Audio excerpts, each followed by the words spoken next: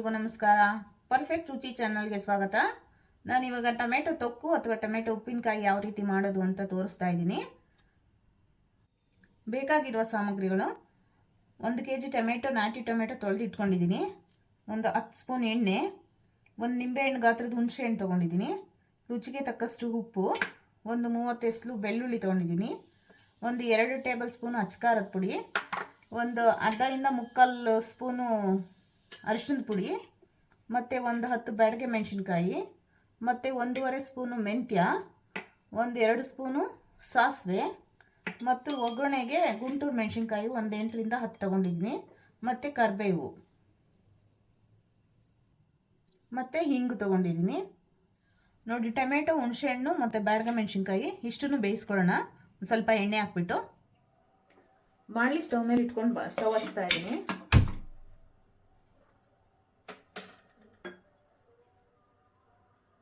ಒಂದು 4ರಿಂದ 6 ಸ್ಪೂನ್ ಎಣ್ಣೆ ಹಾಕ್ಕೊತಾ ಇದ್ದೀನಿ.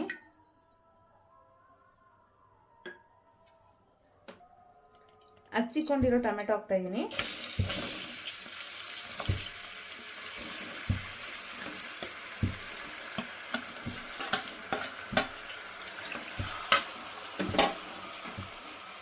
ಮತ್ತು ಇದಕ್ಕೆ ಬ್ಯಾಡಗೆ ಮೆಣಸಿನ್ಕಾಯಿ ತೊಗೊಂಡಿದ್ನಲ್ಲ ಅದು ಹಾಕ್ತಾ ಇದ್ದೀನಿ. ಮತ್ತು ಹುಣಸೆಹಣ್ಣು, ಇದನ್ನು ಒಂದು 10 ನಿಮಿಷ ಬೇಯಿಸ್ಕೊಳ್ಳೋಣ.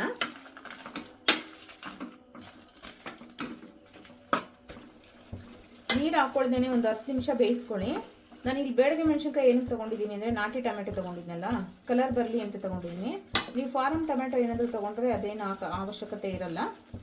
ಹುಣಸೆಹಣ್ಣು ಸ್ವಲ್ಪ ಅವಾಗ ಇನ್ನೊಂದು ಸ್ವಲ್ಪ ಜಾಸ್ತಿ ಹಾಕಬೇಕಾಗುತ್ತೆ. ಒಂದು 10 ನಿಮಿಷ ಬೇಯೋದಕ್ಕೆ ಬಿಡೋಣ. ಇದನ್ನು 10 ನಿಮಿಷ ಆಗಿದೆ ನೋಡಿ, ಬೆಂದಿದೆ ಕರೆಕ್ಟಾಗಿ. ಇದನ್ನು ತಣ್ಣಗಾಗೋದಕ್ಕೆ ಬಿಡೋಣ. ತಣ್ಣಗಾಗಲಿ. ಅದು ಹಾರಕ್ಕೆ ತೆಗೆದಿಟ್ಟಿದ್ದೀನಿ ಒಂದು ಪ್ಲೇಟ್ಗೆ. ಆ ಗ್ಯಾಪಲ್ಲಿ ನಾವು ಸಾಸಿವೆ ತೊಗೊಂಡಿದ್ನಲ್ಲ 2 ಟೇಬಲ್ ಸ್ಪೂನು, ಮತ್ತು 1 ಟೇಬಲ್ ಸ್ಪೂನು ಮೆಂತ್ಯ, ಇದನ್ನು ಹುರ್ಕೊಂಡು ಪುಡಿ ಮಾಡ್ಕೊಳ್ಳೋಣ. ನೋಡಿ, 2 ನಿಮಿಷ ಆಗಿದೆ. ಸಾಸಿವೆ ಮತ್ತು ಮೆಂತ್ಯ ಕರೆಕ್ಟಾಗಿ ಆಗಿದೆ ನೋಡಿ, ಚಿಟಪಟ ಅಂತಿದೆ. ಇವಾಗ ತೆಗೆದುಬಿಟ್ಟು ಪುಡಿ ಮಾಡ್ಕೊಳ್ಳೋಣ. ಇದನ್ನು ಹುರಿದಾಗಿದೆ, ಇವಾಗ ಪುಡಿ ಮಾಡ್ಕೊಳ್ಳೋಣ ಇದನ್ನು ನೀಟಾಗಿ. ನಾನು ಸ್ವಲ್ಪ ಇತ್ತಲ್ವ, ಹಂಗಾಗಿ ಕುಟ್ಟಾಣಿಯಲ್ಲಿ ಪುಡಿ ಮಾಡ್ಕೊತಾ ಇದ್ದೀನಿ. ಜಾಸ್ತಿ ಇದ್ದರೆ ನೀವು ಮಿಕ್ಸಿ ಜಾರ್ಗೆ ಹಾಕ್ಕೊಂಡು ಪುಡಿ ಮಾಡ್ಕೊಳ್ಳಿ. ನೋಡಿ, ಹುರಿದಿರೋ ಸಾಸಿವೆ ಮತ್ತು ಮೆಂತ್ಯ ಪುಡಿ ಮಾಡಿ ಇಟ್ಕೊಂಡಿದ್ದೀನಿ. ಬೇಯಿಸಿ ಇಟ್ಕೊಂಡಿದ್ನಲ್ಲ ಟೊಮೆಟೊ ಎಲ್ಲ ತಣ್ಣಗಾಗಿದೆ. ಈಗ ಮಿಕ್ಸಿ ಜಾರ್ಗೆ ಹಾಕ್ಕೊತಾ ಇದ್ದೀನಿ. ಇದನ್ನು ನೀಟಾಗಿ ಪೇಸ್ಟ್ ಮಾಡ್ಕೊಬೇಕು. ಈ ಟೊಮೆಟೊ ಎಲ್ಲ ನೀಟಾಗಿ ಪೇಸ್ಟ್ ಮಾಡ್ಕೊಂಡಿದ್ದೀನಿ, ನೀರು ಹಾಕ್ತೇನೆ. ಇವಾಗ ಅರಿಶಿಣದ ಪೌಡ್ರು, ಮತ್ತು ಒಂದು 2 ಟೇಬಲ್ ಸ್ಪೂನ್ ಉಪ್ಪು ತೊಗೊಂಡಿದ್ನಲ್ಲ ಉಪ್ಪು, ಮತ್ತು ಹುರಿದು ಕುಟ್ಟಿ ಪುಡಿ ಮಾಡ್ಕೊಂಡಿರೋ ಪೌಡರು, ಮತ್ತು ಅಚ್ಚಕಾರದ ಪುಡಿ ಎಲ್ಲ ಹಾಕೊಂಡು ಮಿಕ್ಸ್ ಮಾಡ್ಕೊಳ್ಳೋಣ ನೀಟಾಗಿ. ನೋಡಿ, ಎಲ್ಲ ನೀಟಾಗಿ ಮಿಕ್ಸ್ ಆಗಿದೆ. ಇವಾಗ ಇದಕ್ಕೊಂದು ಒಳ್ಳೆ ಒಗ್ಗರಣೆ ಕೊಡೋಣ. ಸ್ಟವ್ ಹಚ್ಚಿ ಬಾಣಲಿ ಇಟ್ಟಿದ್ದೀನಿ, ಎಣ್ಣೆ ಹಾಕ್ಕೊತಾ ಇದ್ದೀನಿ. ಒಂದು 8ರಿಂದ 10 ಸ್ಪೂನ್ ಎಣ್ಣೆ ಇದೆ. ಇದು ಒಂದು ಅರ್ಧ ನಿಮಿಷ ಕಾಯಿಲಿ ಎಣ್ಣೆ. ಅರ್ಧ ನಿಮಿಷ ಆಗಿದೆ. ಸಾಸಿವೆ ಹಾಕ್ಕೊತಾ ಇದ್ದೀನಿ ಸ್ವಲ್ಪ. ಈ ಸಾಸಿವೆ ಎಲ್ಲ ಚಟಪಟ ಅಂತ ಸಿಡಿಲಿ. ಸಾಸಿವೆ ಸಿಡಿತಾ ಇದೆ. ನಾನು ಬೆಳ್ಳುಳ್ಳಿ ಇಲ್ಲಿ ಹಚ್ಚಿಟ್ಕೊಂಡಿದ್ದೆ, ಬೆಳ್ಳುಳ್ಳಿ ಹಾಕ್ತಾ ಇದ್ದೀನಿ. ಮತ್ತು ಇದಕ್ಕೆ ಮೆಣಸಿನ್ಕಾಯಿ ತೊಗೊಂಡಿದ್ದಲ್ಲ ಅದನ್ನು ಹಾಕ್ತಾ ಇದ್ದೀನಿ. ಮತ್ತು ಕರಿಬೇವಿನ ಸೊಪ್ಪು ತೊಗೊಂಡಿದ್ನಲ್ಲ ಅದನ್ನು ಹಾಕ್ತಾ ಇದ್ದೀನಿ.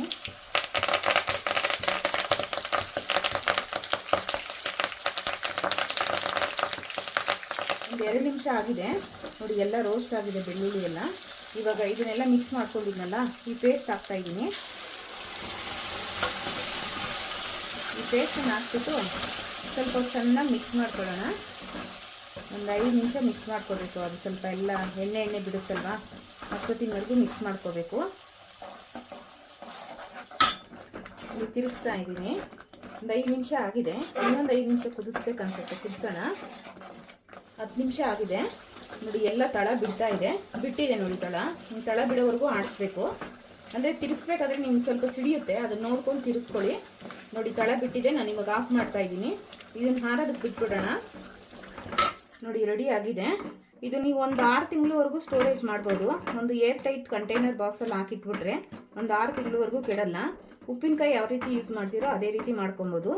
ಬಿಸಿ ಬಿಸಿ ಅನ್ನಕ್ಕೆ ತುಪ್ಪದ ಜೊತೆ ಸ್ವಲ್ಪ ಹಾಕ್ಕೊಂಡು ಕಲಿಸ್ಕೊಂಡು ತಿಂತಾ ಇದ್ರೆ ತುಂಬ ಟೇಸ್ಟಿಯಾಗಿರ್ತೈತೆ. ಎಮರ್ಜೆನ್ಸಿಗೆ ಇದನ್ನು ಯೂಸ್ ಮಾಡ್ಕೊಬೋದು. ಇದನ್ನು ಆರೋದಕ್ಕೆ ಬಿಡ್ತಿದ್ದೀನಿ ಇವಾಗ. ನೋಡಿ, ನಾನು ಸ್ಟೋರ್ ಮಾಡ್ತಾ ಇದ್ದೀನಿ. ಗ್ಲಾಸ್ ಬೌಲ್ಗೆ ಹಾಕ್ಕೊತಾ ಇದ್ದೀನಿ. ಗ್ಲಾಸ್ ಬೌಲ್ಗಾದ್ರೂ ಹಾಕ್ಕೊಬೋದು ಅಥವಾ ಏರ್ ಟೈಟ್ ಕಂಟೈನರ್ಗಾದ್ರೂ ಹಾಕ್ಕೊಬೋದು. ಇದನ್ನು ಒಂದು 6 ತಿಂಗಳು ಇಟ್ಟರು ಏನೂ ಆಗಲ್ಲ. ಅನ್ನ ಗೊಜ್ಜು ಎಲ್ಲ ರೆಡಿಯಾಗಿದೆ. ಬಿಸಿ ಬಿಸಿ ಅನ್ನದ ಜೊತೆ ತುಪ್ಪ ಹಾಕ್ಕೊಂಡು ಒಂದು ಸ್ಪೂನ್ ಗೊಜ್ಜು ಹಾಕ್ಕೊಂಡು ಕಲಿಸ್ಕೊಂಡು ತಿಂತಾಯಿದ್ರೆ ತುಂಬ ಚೆನ್ನಾಗಿರುತ್ತೆ. ಒಂದ್ಸಲಿ ಟ್ರೈ ಮಾಡಿ. ಈ ವಿಡಿಯೋ ಇಷ್ಟ ಆಗಿದ್ರೆ ಪ್ಲೀಸ್ ಲೈಕ್ ಮಾಡಿ, ಶೇರ್ ಮಾಡಿ, ಕಮೆಂಟ್ ಮಾಡಿ, ಸಬ್ಸ್ಕ್ರೈಬ್ ಮಾಡ್ಕೊಳ್ಳಿ. Thank you.